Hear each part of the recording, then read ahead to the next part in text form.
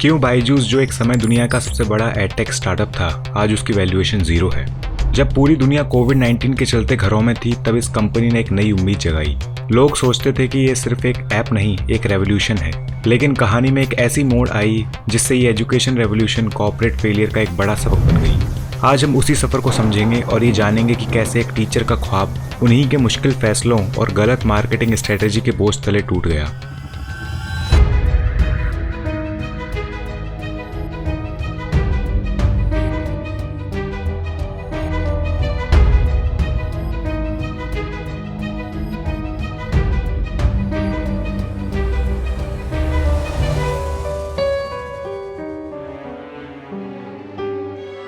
हमारी कहानी शुरू होती है केरला के एक छोटे से गांव अजीकोड़े से।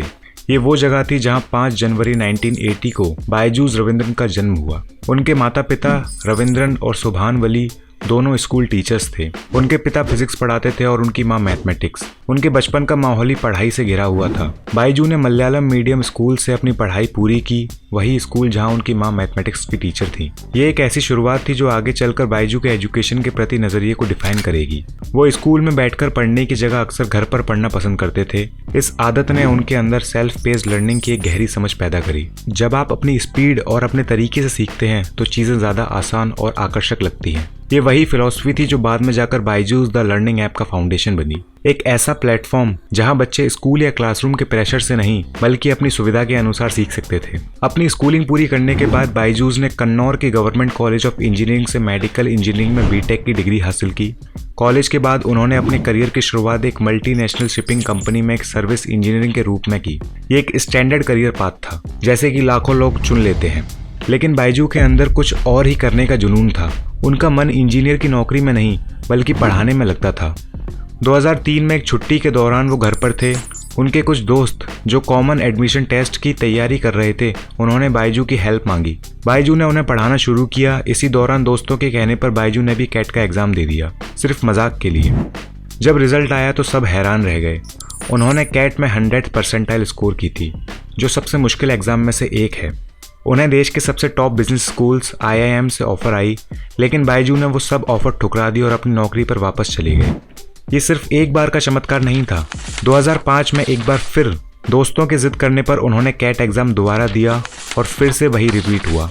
एक बार फिर 100 परसेंटाइल स्कोर। एक ही एग्जाम में 2 बार 100 परसेंटाइल स्कोर करना बायजू की मैथमेटिक्स और प्रॉब्लम सॉल्विंग स्किल्स का सबूत था। ये एक ऐसी कहानी बन गई जिसे कंपनी ने आगे चलकर अपनी मार्केटिंग के लिए इस्तेमाल किया। इससे लोगों को ये मैसेज गया कि बायजू ने पढ़ाई को एक अलग और आसान तरीके से समझा है।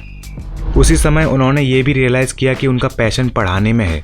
उसी जुनून के चलते उन्होंने अपनी इंजीनियर की नौकरी छोड़ दी और पूरी तरह से टीचिंग में इन्वॉल्व हो गए। इसी दौरान बायजू की ज़िंदगी में एक और शख्स आई जो उनकी लाइफ और बिजनेस पार्टनर बनी। 2007 में बेंगलोर की रहने वाली Divya Gokulnath government college of engineering से बायोटेक्नोलॉजी में बीटेक पूरा करने के बाद आगे की पढ़ाई के लिए GRE एग्जाम की तैयारी कर रही थी। उन्होंने बायजू की कोचिंग क्लासेस ज्वाइन की, जहां बायजू उनके इंस्ट्रक्टर थे। दिव्या पढ़ाई में काफ़ी क्यूरियस थी और क्लास के बाद अक्सर सवाल पूछने के लिए रुक जाती थी। उनकी क्यूरियोसिटी और लगन ने बायजू को उनकी तरफ खींचा। बायजू ने दिव्या को समझाया कि उनके पास टीचिंग का टैलेंट है, उन्हें इस फील्ड में आना चाहिए। 2008 में सिर्फ 21 साल की उम्र में दिव्या ने बायजूस क्लासेस में पढ़ाना शुरू कर दिया। उन्होंने एक साड़ी पहन ली ताकि वो अपनी उम्र से ज़्यादा बड़ी लगें और लोग उन्हें सीरियसली लें। 2009 में बायजू और दिव्या ने शादी कर ली और एक नए सफ़र की शुरुआत की। बायजू के टीचिंग मेथड और कैट एग्ज़ाम में उनकी सक्सेस ने उन्हें एक स्टार बना दिया। उनकी क्लासेस में स्टूडेंट्स की संख्या इतनी तेज़ी से बढ़ी कि वो ऑडिटोरियम से स्टेडियम में क्लासेस लेने लगे। उन्होंने पूरे देश में लाइव सेशंस किए, जहां एक ही समय पर हज़ारों स्टूडेंट्स के साथ पढ़ाई करते थे। ये एक रेवोल्यूशन था। लेकिन बायजूस ने जाना कि इस मेथड की एक लिमिट है। एक टीचर एक ही समय पर एक ही जगह पर पढ़ा सकता है। अगर उन्हें अपने विजन को सच करना है और क्वालिटी एजुकेशन को घर तक पहुँचाना है तो टेक्नोलॉजी का सहारा लेना ज़रूरी था। इसी विजन के साथ 2011 में बायजू और दिव्या ने think and learn private limited की स्थापना की। अगले कुछ सालों तक कंपनी ने online video based learning platform पर फोकस किया, पहले कॉम्पिटिटिव एग्जाम्स के लिए और फिर K-12 स्टूडेंट्स के लिए। और फिर 2015 में वो बड़ा कदम उठाया गया। बायजूस ने अपना एक ऐप लॉन्च किया, बायजूस द लर्निंग ऐप। इस ऐप का बिजनेस मॉडल फ्रीमियम था। इसका मतलब बच्चे 15 दिन तक फ्री कंटेंट देख सकते थे और उसके बाद पूरा कंटेंट एक्सेस करने के लिए उन्हें सब्सक्रिप्शन खरीदनी पड़ती थी। ऐप में इंटरैक्टिव लेसन्स, एनिमेशंस और गेमिफिकेशन का इस्तेमाल किया गया, जिससे पढ़ाई बोरिंग नहीं बल्कि इंगेजिंग बन गई। इस डिजिटल फर्स्ट अप्रोच ने कंपनी को रॉकेट स्पीड दी। 2018 तक ऐप के 15 मिलियन यूजर्स थे, जिसमें से 9 लाख पेड सब्सक्राइबर्स थे। उसी साल बायजूस इंडिया का पहला एडटेक यूनिकॉर्न बना, जिसकी वैल्यूएशन $1 बिलियन से ज्यादा थी। ये एक बड़ा माइलस्टोन था जो पूरे इंडियन स्टार्टअप इकोसिस्टम के लिए एक बूस्ट था। इसके बाद शुरू हुआ मैसिव फंडिंग का दौर। 2016 में बायजूस को चेन ज़करबर्ग इनिशिएटिव से फंडिंग मिली, जिससे उनकी क्रेडिबिलिटी बहुत बढ़ गई। इसके बाद तो जैसे बारिश ही हो गई। सिक्यूई capital, Tencent, process, tiger global management और बॉन्ड कैपिटल जैसे बड़े और नामची इन्वेस्टर्स ने कंपनी में पैसा लगाया। ये इन्वेस्टर्स का बायजूस पर अटूट विश्वास दिखा रहा था, जिसने उन्हें जून 2020 तक एक डेकाकॉन बना दिया, जिसकी वैल्यूएशन $10 बिलियन से ज्यादा थी। इस दौर में क्रिकेट आइकन विराट कोहली और एक्टर शाहरुख खान जैसे बड़े सितारों ने भी कंपनी का प्रमोशन किया, जिसने बायजूस को हर घर में एक हाउस होल्ड नेम बना दिया। लेकिन वो तूफान अभी आना बाकी था, जिसने बायजूस को असल डेकाकॉन पावर हाउस बनाया।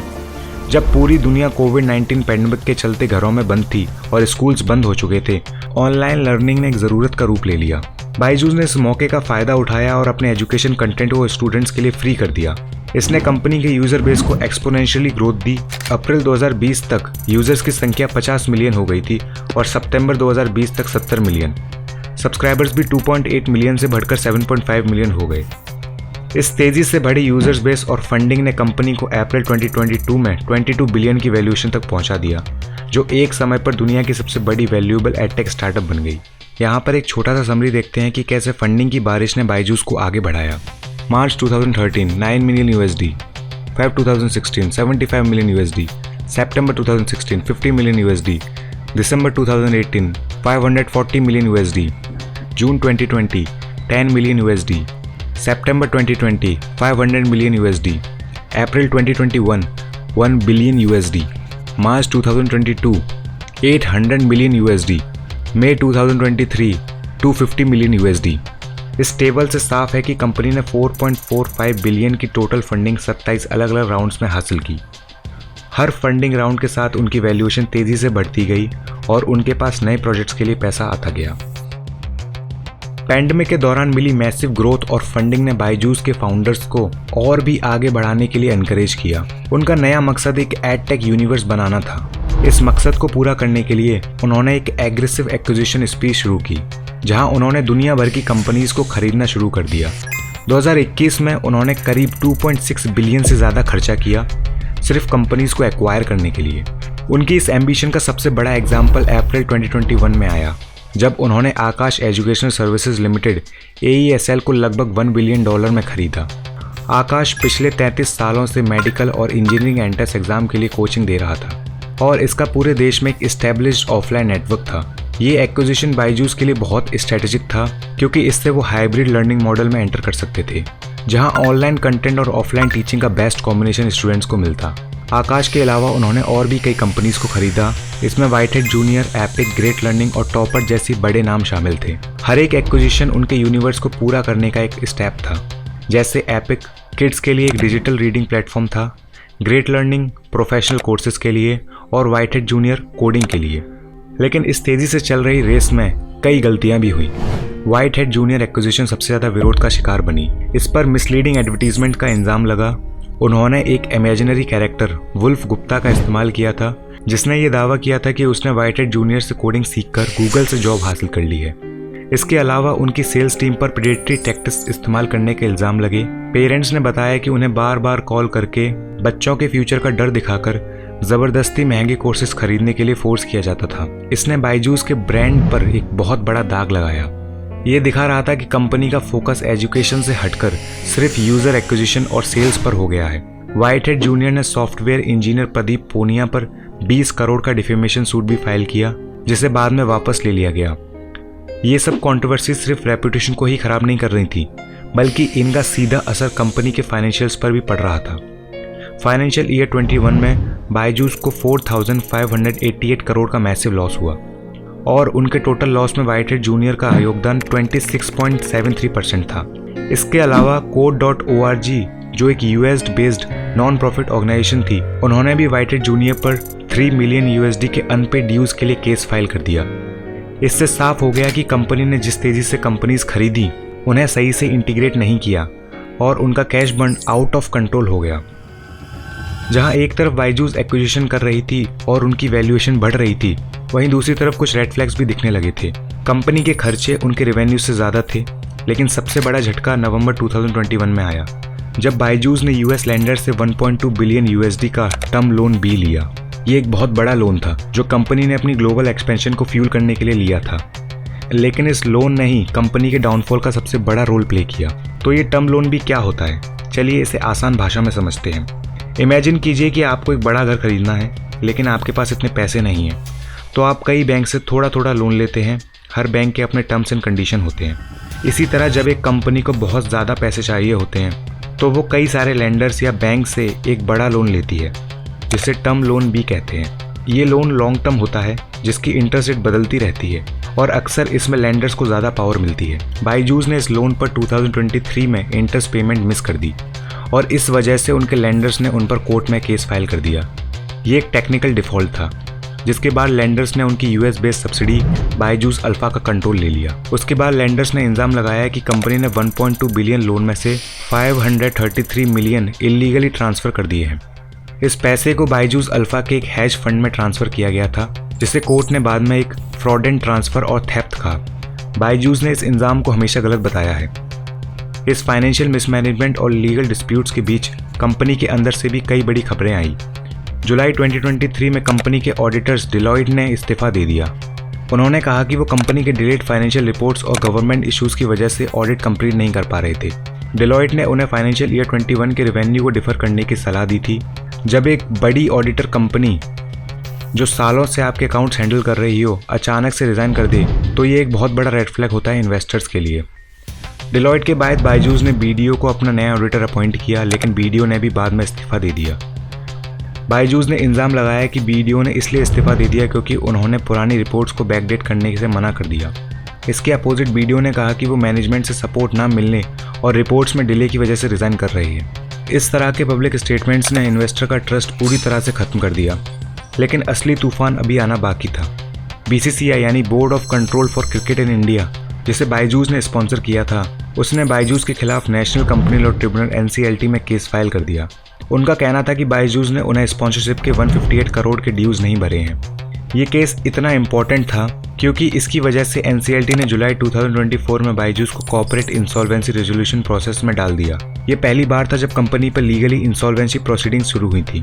ये BCCI का केस एक चिंगारी की तरह था, जिसने बाद में एक आग का रूप ले लिया। जब एक कंपनी कॉर्पोरेट इंसॉल्वेंसी में जाती है तो उसका मतलब है कि उसकी फाइनेंशियल हेल्थ बहुत ख़राब हो चुकी है। बायजूस को भी इन्हीं परिस्थितियों का सामना करना पड़ा। कभी 22 बिलियन की कंपनी आज फाइनेंशियल क्रंच से गुजर रही थी। कंपनी ने 2022 से अब तक 5000 से ज़्यादा एम्प्लॉयज़ को नौकरी से निकाल दिया है और एम्प्लॉयज़ को समय पर सैलरी भी नहीं मिल रही है। अक्टूबर 2024 में फाउंडर बायजूस रविंद्रन ने खुद ही एडमिट किया कि उनकी कंपनी की वैल्यूएशन अब ज़ीरो है। फॉर्ब्स के अनुसार उनकी नेटवर्थ जो कभी $2.1 बिलियन थी, आज ज़ीरो हो चुकी है। वो कंपनीज जिन्हें बायजूस ने बड़े दाम पर खरीदा था, जैसे कि एपिक और टिंकर, अब उन्हें बेचने पर मजबूर होना पड़ रहा है। ये एक बहुत दर्दनाक सच्चाई है उन लोगों के लिए जिन्होंने इस कंपनी में अपना फ्यूचर देखा था। लेकिन ये कहानी अभी खत्म नहीं हुई है। बायजू रविंद्रन ने अभी उम्मीद नहीं हारी है। वो लगातार इन लीगल चैलेंजेस से लड़ रहे हैं। उन्होंने लैंडर्स पर कॉर्पोरेट रेड का इल्ज़ाम लगाए हैं। उनका कहना है कि लैंडर्स ने कंपनी को फाइनेंशियल डिफ़ॉल्ट होने का मौका दिया और फिर उनकी एसेट्स को सीज करने की कोशिश की। उन्होंने पर्सनल लेवल पर कंपनीज में $800 मिलियन से ज़्यादा इन्वेस्ट किए हैं और अब वो लैंडर्स के खिलाफ 2.5 बिलियन के डैमेजेस का केस फाइल कर रहे हैं। ये केस अब US और इंडिया दोनों ज्यूरिडिक्शंस में एक साथ चल रहा है। बायजूस की कहानी सिर्फ एक स्टार्टअप के डाउनफॉल की नहीं है, बल्कि कई लेसन्स की है। पहला सबक, अनकंट्रोल्ड ग्रोथ। कंपनी ने ग्रोथ की रेस में सब कुछ भुला दिया, बिना किसी क्लियर इंटीग्रेशन प्लान के एक्विजिशन किया, जिससे कंपनी का cash burn out of control हो गया। जब ग्रोथ सस्टेनेबल नहीं होती तो डाउनफॉल इनएविटेबल होता है। दूसरा सबक, फाइनेंशियल इनडिसिप्लिन। ऑडिटर रिपोर्ट्स में डिले और लोन पर डिफॉल्ट, ये सब फाइनेंशियल इनडिसिप्लिन का नतीजा था। जब आप बड़े लोन्स लेते हैं तो उन्हें टाइमली रिपे करना ज़रूरी होता है, वरना लेंडर्स आपके खिलाफ एक्शन लेते हैं। तीसरा सबक, ट्रस्ट। मिसलीडिंग एड्स और प्रेडेटरी सेल्स टैक्टिक्स ने कस्टमर और पब्लिक का ट्रस्ट खत्म कर दिया। ट्रस्ट एक ऐसी एसेट होती है जिसे वैल्यूएशन या पैसे से नहीं खरीदा जा सकता। तो बायजूस की कहानी से हमें क्या सीख मिलती है? ये हमें याद दिलाती है कि सपने बड़े देखना अच्छा है, उन्हें पूरा करने के लिए मेहनत करना भी अच्छा है, लेकिन सच्चाई से मुंह मोड़ना और बेसिक बिजनेस रूल्स को तोड़ना हमेशा तबाही की तरफ ले जाता है। इस पूरी कहानी पर बिल गेट्स का एक कोट बिल्कुल सही बैठता है। उन्होंने कहा था, it's fine to celebrate success but it is more important to hit the lessons of failure. यानी सक्सेस को सेलिब्रेट करना अच्छा है, लेकिन फेलियर से सबक लेना उससे भी ज़्यादा ज़रूरी है।